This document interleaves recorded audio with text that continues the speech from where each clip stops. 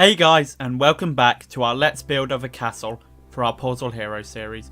Today we're continuing on with our build of the Western Wall, building around our grounds and creating a sort of much nicer area, enclosing our fortifications. So what we're doing first is just laying out the groundworks. As you can see here, making it big, the same as the last one, just 3 layers deep. Trying to get it to around the same height as the other one. So we just built it out as far as we could. There we go.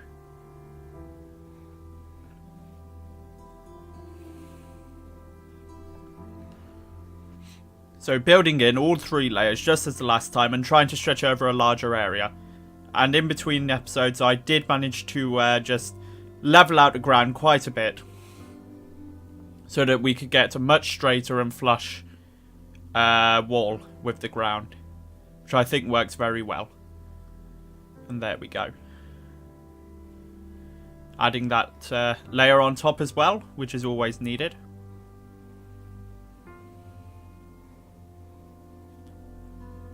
Just to make it look a bit more unified with the rest of the build. And then putting the doorway to connect the 2 towers, or the 2 walls rather, with the tower in between. Using the same ebony slabs. And leaving a slight lip above them in order to get that nice sort of walkway between the 2 sections.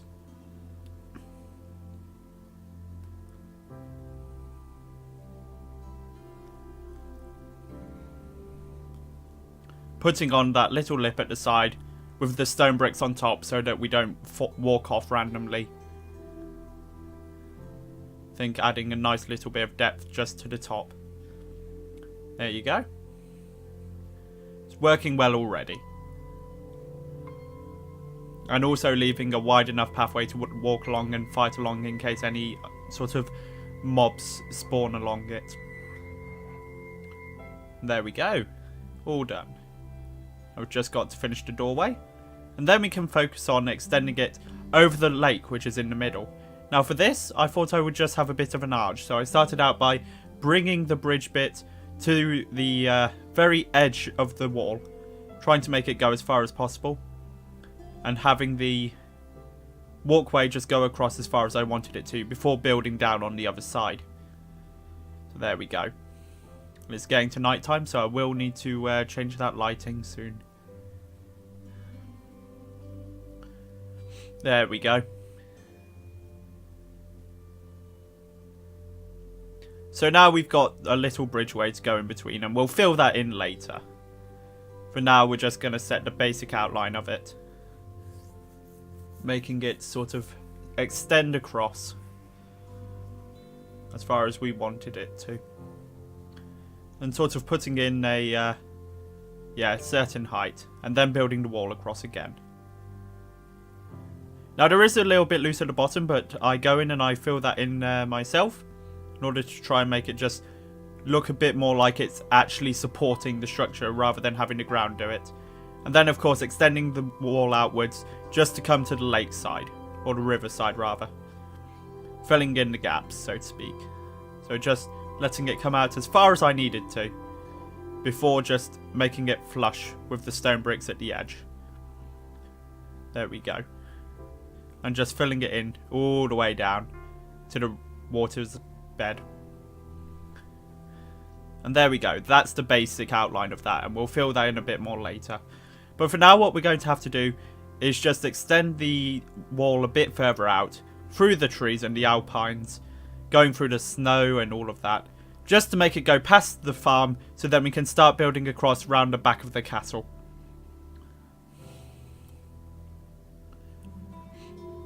There we go. Just getting rid of all the trees so we can make a bit more of a level heading for our tower.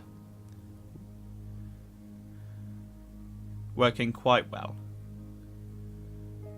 Just a quick and easy procedure. Getting rid of all of those before we level off the ground. So we extended that out more until it was a bit past the farm barn. And then just working on maybe covering up a few bit of the cracks with the stone and dirt. Same on the other side, just having to fill in all the little gaps. And then it's time to sort of finish off that little bit of a lip, and then getting down to work on the tower. So there we go.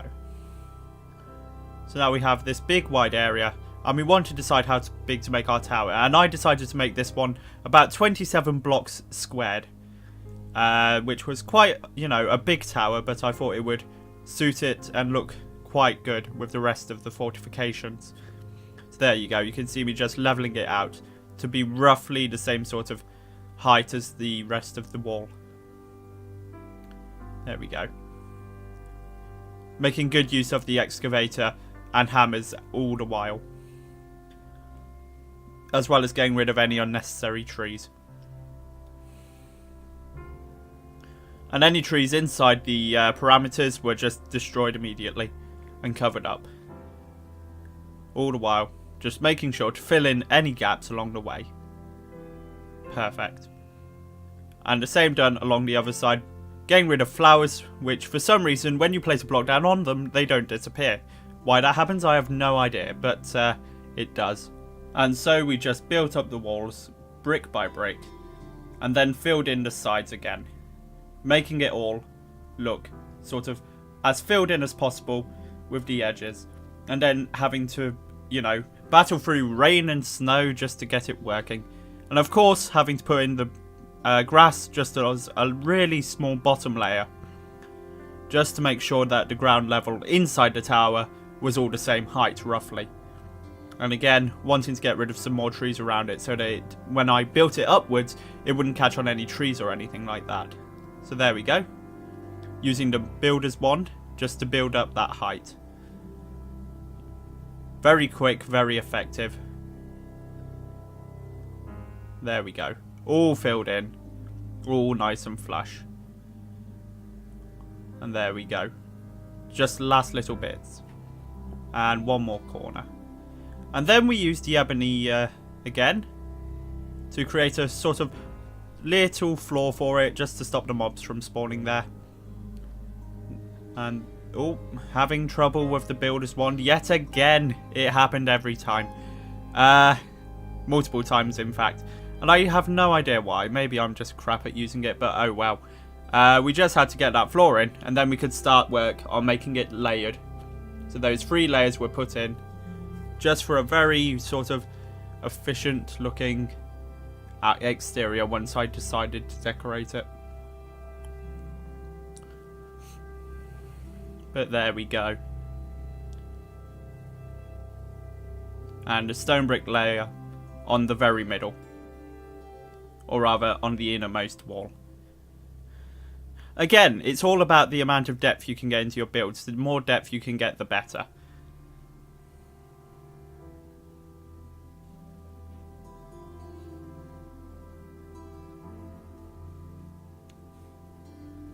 Just removing the last few trees we need before we can start building up the wall, as we do. On all sides. Unfortunately, I forgot to notice that on the top wall, I did get a slight issue with a bit of a extension to where the, yeah, there. Just like that. So with the builder's one, you have to be careful to open up areas you don't want to be completely covering. And there we go. Getting rid of the extra layer of planks, of course. Or slabs, rather. So just getting rid of those with the builder's axe. All the way around the side as well. So we got rid of those to stop. Or rather, to allow the sandstone and stone bricks to go through the roof. So there we go. And now I could just build these up in a really quick manner. Now, there was a bit of a problem with a rather interfering sheep, but I managed to get rid of him quite quickly once I started building around the side. And I really need to get better at using that wand. Good grief. There we go. But just extending the wall out, just like with the last tower. That is one of the issues I had when I was doing castle builds. It's quite repetitive in some ways, and in others it really isn't. But for stuff like walls and so on, it's just a lot of copying and repeating certain motifs to make it look like it's all part of the same build. because we built up, tried to get it to about the same height as the other tower, just for a bit of variation. But in the end, yes, just got the same kind of look. There we go. Building it up both sides. And getting it to be the same height as our roof. And there we go. There we go again.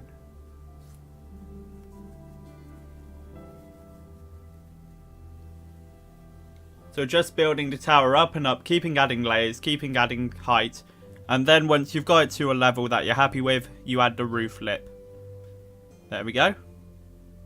Should be tall enough now. So all I have to do then is add the lip all around the side. And then for a bit of a change, I put some stairs in this to make it a little bit wider on the pathway. And adding a little bit more of a gradual slope down for the walkway. I thought that worked quite nicely with the stone brick slabs.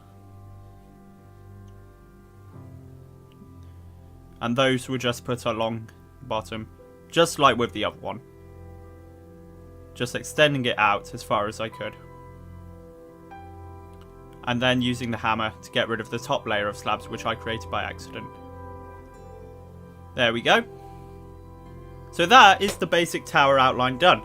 Now we're just going to finish off by filling in the roof of this. Now I had a few different ideas of how to do it. But in the end I settled for one which made it look a bit more circular. Because the other designs I tried, as you can see here, when I finished, looked a bit too angular at top. And I wanted it to look a bit more curved. Now I didn't manage to get this perfect, but I managed to get it a darn sight better than it was.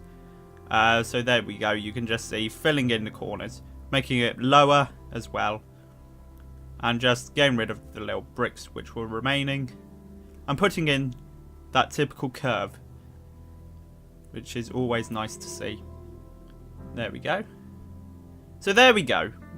Basically got that finished, and that is the western wall done for today. Thank you very much for watching, guys, and I'll see you next time on Let's Build a Castle.